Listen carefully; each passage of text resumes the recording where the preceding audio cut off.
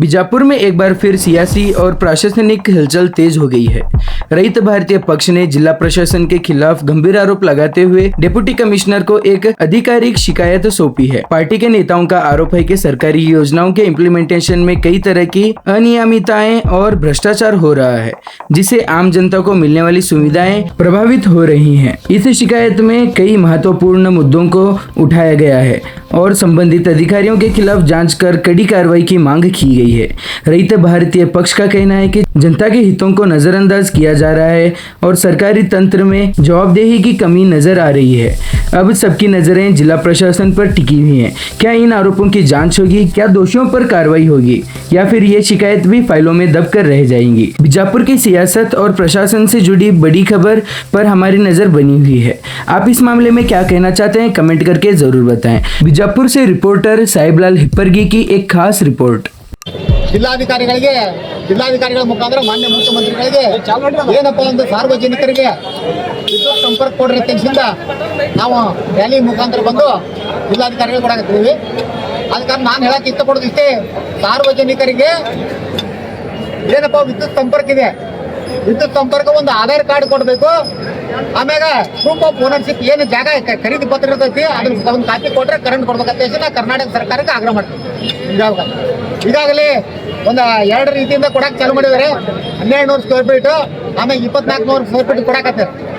ಅದರಲ್ಲಿ ಏನದಪ್ಪ ಗೊಂದಲ ಇದೆ, ಏನು ಉತ್ತಾರಿ ಕೊಡಬೇಕು, ಖರೀದಿ ಪತ್ರ ಕೊಡಬೇಕು, ಈ ಟೈಪ್ ಗೊಂದಲಿದೆ।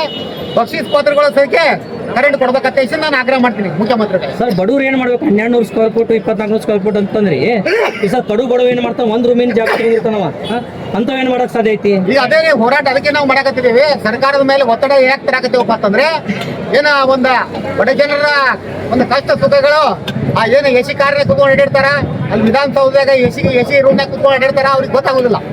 ಆಮ್ಯಾಗ ಈ ಒಂದು ಕರೆಂಟ್ ಬಗ್ಗೆ ಯಾವೊಬ್ಬ ಜನಪ್ರತಿನಿಧಿಗಳು ಇದಕ್ಕೆ ಪ್ರತಿಕ್ರಿಯಿಸಿಲ್ಲ। ಏನಪ್ಪಾ ಅಂತಂದ್ರೆ ಸಮಸ್ಯೆ ಬಗ್ಗೆ ಹೆಂಗಿದಾವಪ್ಪ ಅಂತಂದ್ರೆ, ಅವ್ರವೇ MLAಗಳು MP ಗಳು ಇವ್ರವೇ NL ಲೇಔಟ್ ಅದಾವೆ। ಆ NL ಲೇಔಟ್ ಇರೋದ್ರಿಂದ ಈ ಸಾರ್ವಜನಿಕರ ಬಗ್ಗೆ ಅವ್ರಿಗೆ ಕರೆ ಇದಿಲ್ಲ, ಕಿಂಚಿತ್ತು ಕಾಳಜಿ ಇಲ್ಲ। ಆದ ಕಾರಣ ಏನಂತಪ್ಪ, ಸರ್ಕಾರ ಕೂಡಲೇ ಒಂದು ಸಾರ್ವಜನಿಕರಿಗೆ ವಿದ್ಯುತ್ ಸಂಪರ್ಕ ಕೊಡುವ ವ್ಯವಸ್ಥೆ ಮಾಡ್ಬೇಕಂತ ನಾನು ಮುಖ್ಯಮಂತ್ರಿಗಳಿಗೆ, ಆಮ್ಯಾಗ ಕೂಡಲೇ ಏನಪ್ಪ KRC ಆಯೋಗದ ಅಧ್ಯಕ್ಷರು ಇದರ ಬಗ್ಗೆ ನೀವು ಮುತುವರ್ಜಿ ವಹಿಸಿ ಏನ ಆದೇಶ ಮಾಡಬೇಕು। ಆದೇಶ ಮಾಡಲಿಲ್ಲಂದ್ರೆ ನಿಮ್ಮ ಕಚೇರಿವರೆಗೆ ಹೋರಾಟ ಬರ್ತದೆ KRC ಆಯೋಗದ ಅಧ್ಯಕ್ಷರಿಗೆ ಎಚ್ಚರ ಕೊಡ್ತಾರೆ। ಒಂದು ಎಣ್ಣೆ ಪ್ಲಾಟ್ ತಗೋಬೇಕಾದ್ರೆ 40 ರಿಂದ 50 ಲಕ್ಷ ಬೇಕು, ಬಡವರು ಎಲ್ಲಿ ತರಕ್ ಸಾಧ್ಯತೆ? ಒಂದು ಎಣ್ಣೆ ಪ್ಲಾಟ್ ತಗೋ ಬಡವರಿಗೆ ಬಹಳ ಅನಾನುಕೂಲ ಆಗಿದ್ರಿ ನಿಮ್ಗೆ ಹೇಳ್ಬೇಕಂದ್ರೆ, ಈಗ ಬಡವರು ಒಂದು ಹೋರಾಟಕ್ಕೂ ಬರೋದಿಲ್ಲ। ಇತ್ತಿತ್ತಲಾಗಿ ಏನಾಗಿದ್ದಪ್ಪ ಅಂತಂದ್ರೆ, ಬಾಬಾ ಸಾಹೇಬ್ ಅಂಬೇಡ್ಕರ್ ಅವರು ನಮ್ಮ ಮಾರ್ಗದರ್ಶನ ತೋರಿದ ಯಾವುದೇ ಒಂದು ಕೆಲಸಗಳನ್ನ ಹೋರಾಟದ ಮುಖಾಂತರ ತಗೊಳ್ಳೋದಾಯ್ತಪ್ಪ ಅಂತಂದ್ರೆ, ಮತ್ತೆ ನಾವು ಇಲ್ಲಿ ಅಧಿಕಾರಿಗಳಿಗೆ ಕೊಟ್ಟು ಏನು ಉಪಯೋಗ? ಅದಕ್ಕೆ ಕಾರಣ ಜನರಿಗೆ ನಾ ಹೇಳಕ್ ಇಷ್ಟಪಡೋದು ಇಷ್ಟೇ, ಇಂಥವೆಲ್ಲ ಏನು ರೊಕ್ಕ ಹಂಚಿ ಹಣ ಹಂಚಿ ಗಂಡ ಹಂಚಿ ಇವರು ಅಧಿಕಾರ ಅನುಭವಿಸಿ ನಿಮಗೆ ಸಿಗ್ಲಾರ್ದಂಗೆ ಮಾಡಬೇಡ್ರಿ। ಆಮೇಲೆ ನಿಮಗೆ ಸಾರ್ವಜನಿಕರಿಗೆ ಯಾರು ಜನ ಸಿಗ್ತಾರ ಅಂಥವ್ರಿಗೆ ಆರಿಸಿ ಕಳ್ಸತ್ತೆ ನಾ ಜನರಿಗೆ ವಿನಂತಿ ಮಾಡ್ಬೋದು।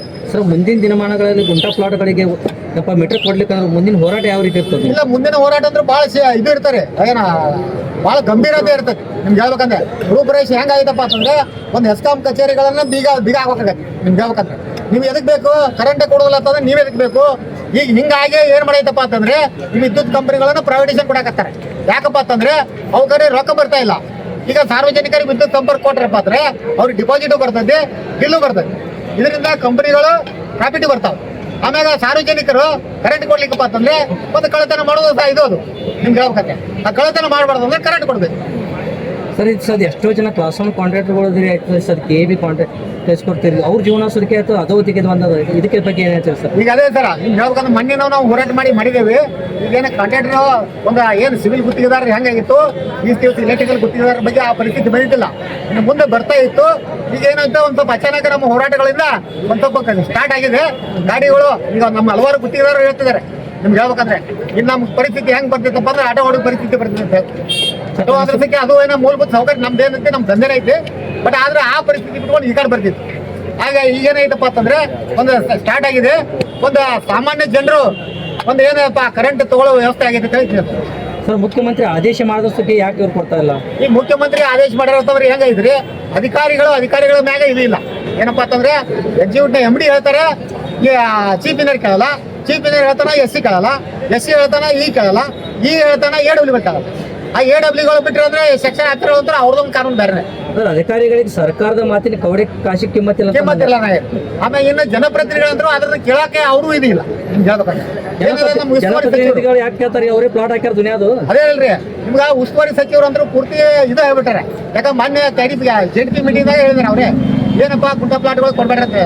ಯಾವಪ್ಪ ಅಂದ್ರೆ SC ಅವ್ರಿಗೆ ಹೋಗಿ ಹೇಳಿದ್ದ, ಏನೋ ಸುಮ್ಮನೆ ಹಿಂದಿಂದ ಗುಂಟ ಪ್ಲಾಟ್ಗಳು ಕೊಡೋದು ಬಂದ್ ಮಾಡ್ಬೇಕು. ಆ ಒಂದು ರೆಫರೆನ್ಸ್ ಇಟ್ಕೊಂಡು ಮಾನ್ಯ ಉಸ್ತುವಾರಿ ಸಚಿವರು ಕೊಡ್ಬೇಡ ಅಂತ ಹೇಳಿದ್ರು. ಈಗ ಆದೇಶಗಳಾಗಿದ್ದಾವೆ, ಆದೇಶಗಳು ಉತ್ತಾರಿ ಕೊಡಾತಾರೆ. ಮತ್ತೆ ಬಕ್ಷಿಸ್ ಪತ್ರಗಳು ಚಾಲು ಮಾಡ್ಬೇಕಂತ ನಾನು ಸರ್ಕಾರಕ್ಕೆ ಆಗ್ರಹ ಮಾಡ್ತೀನಿ. ತಮ್ಮ ಹೆಸರು? ಮಲ್ಲಿಕಾರ್ಜುನ್ ತೆಂಗಳಾಳ ದೇಶದ ರೈತ ಭಾರತ ಪಕ್ಷದ ರಾಜ್ಯಾಧ್ಯಕ್ಷ. ಗುಂಟ ಪ್ಲಾಟ್ ತಗೊಳ್ಳದೆ ಬಡ ಜನ, ಎಲ್ಲ ಸಮುದಾಯದ ಬಡವರು ಅಲ್ಲಿ ಹಳ್ಳಿ ಕೆಲಸ ಇಲ್ಲ, ಇಲ್ಲಿ ಏನಾರು ಒಂದು ಕೆಲಸ ಮಾಡೋಣ ಅಂತೇಳಿ ಹಳ್ಳಿಯಿಂದ ಇಲ್ಲಿ ಒಂದು ನಗರಕ್ಕೆ ಧಾವಿಸ್ತಾ ಇದ್ದಾರೆ. ಏನಾರು ಮಾಡಿ ನಮ್ಮ ಮಕ್ಕಳನ್ನೊಂದು ಒಳ್ಳೆ ವಿದ್ಯಾಭ್ಯಾಸ ಮಾಡಿಸ್ಬೇಕು, ಕೂಲಿನಲ್ಲಿ ಮಾಡಿ ಏನೋ ಒಂದು ಇನ್ಫ್ರಾಸ್ಟ್ರಕ್ಚರ್ ಮಾಡುವಂಥ ಬಿಲ್ಡಿಂಗ್ ಕಟ್ಟಡ ಕಾರ್ಮಿಕರಾಗಿರ್ಬೋದು ಅಥವಾ ಎಲೆಕ್ಟ್ರಿಷಿಯನ್ ಕಾಮಗಾರಿ ಮಾಡೋರಾಗಿರ್ಬೋದು, ಇಂಥ ಏನು ಮೂಲಭೂತ ಸೌಲಭ್ಯಗಳನ್ನ ಮಾಡುವಂಥ ಏನು ಜನ ಕೂಲಿ ಕಾರ್ಮಿಕರು ಅವರೆಲ್ಲ ಗುಂಟ ಪ್ಲಾಟ್ ತೊಗೊಳಕ್ಕೆ ಮಾತ್ರ ಅವಕಾಶ ಇರ್ತದೆ.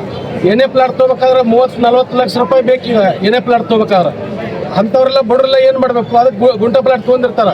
ಗುಂಟ ಪ್ಲಾಟ್ ಎಲ್ಲ ತೊಗೊಳಕ್ಕೆ ಅವಕಾಶ ಇಲ್ಲ ಅಂತೇಳಿ ಅವ್ರಿಗೆ ನೋಟ್ರಿ ಆಗಲಿ ಆ ಬಕ್ಷಿಸ್ ಪತ್ರ ಆಗಲಿ ಕೊಟ್ಟಿರಲಿಲ್ಲ ಅಂದ್ರೆ ಅದು ಮತ್ತೆ ಈಗ ಸರ್ಕಾರ ಇಂಥವ್ರಿಗೆ ಏನೊಂದು ನಗರದೊಳಗೆ ಏನು ಪ್ಲಾಟ್ ಹಾಕ್ತಾ ಇದ್ದಾರಲ್ಲ, ಏನೇ ಪ್ಲಾಟ್ ಹಾಕ್ತಾ ಇದ್ದಾರೆ ಅವ್ರಿಗೆ ಸರ್ಕಾರನೇ ಒಂದು 50% ಬಡವರಿಗೆ ಅಂತೇಳಿ ಈಗ ಹೆಂಗೆ ಈಗ ಈ ಕೇಸ್ ಯಾವುದು ಈ ಗೃಹ ಮಂಡಳಿ ಅವ್ರು ಕೊಡ್ತಾರಲ್ಲ, ಈಗ ಕರ್ನಾಟಕ ಗೃಹ ಮಂಡಳಿ ಅವರು ಬಡವರಿಗೆ 20-30 ಸಹಾಯ ಮಾಡ್ತಾರೆ.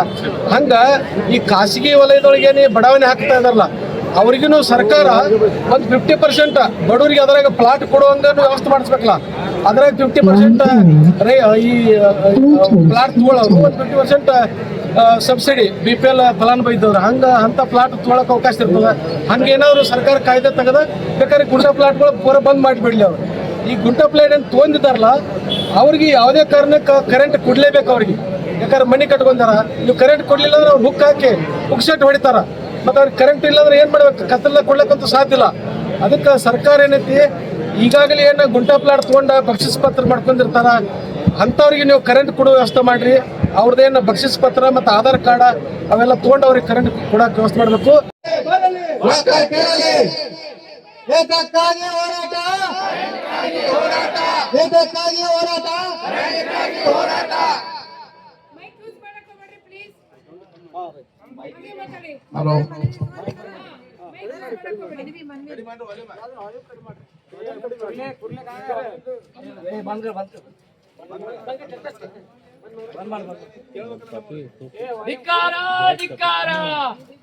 ಕರೆಂಟ್ ನೀಡದೇ ಇರುವ ಅಧಿಕಾರಿಗಳಿಗೆ ಧಿಕ್ಕಾರ. ಗುತ್ತಿಗೆದಾರ ಸಂಘಕ್ಕೆ ಬಕ್ಷಿಸ್ ಪತ್ರ ಹೊಂದಿರುವ ಗ್ರಾಹಕರ ವಿದ್ಯುತ್ ನೀಡಿದ ಅಧಿಕಾರಿಗಳಿಗೆ, ನೋಂದಣಿ ಪತ್ರ ನೀಡದ ಅಧಿಕಾರಿಗಳಿಗೆ, ಅಧೀಕ್ಷಕ ಅಭಿಯಂತರರಿಗೆ, MD ಅವರಿಗೆ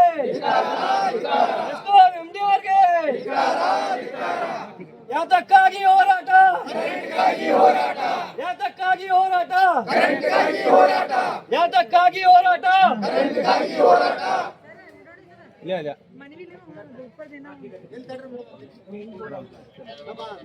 ಬಸವನಗುಡಿ ತಾಲೂಕಿನ ಮಾತಾಡ್ರಿ ಒಬ್ರು ಯಾರ್ರಿ?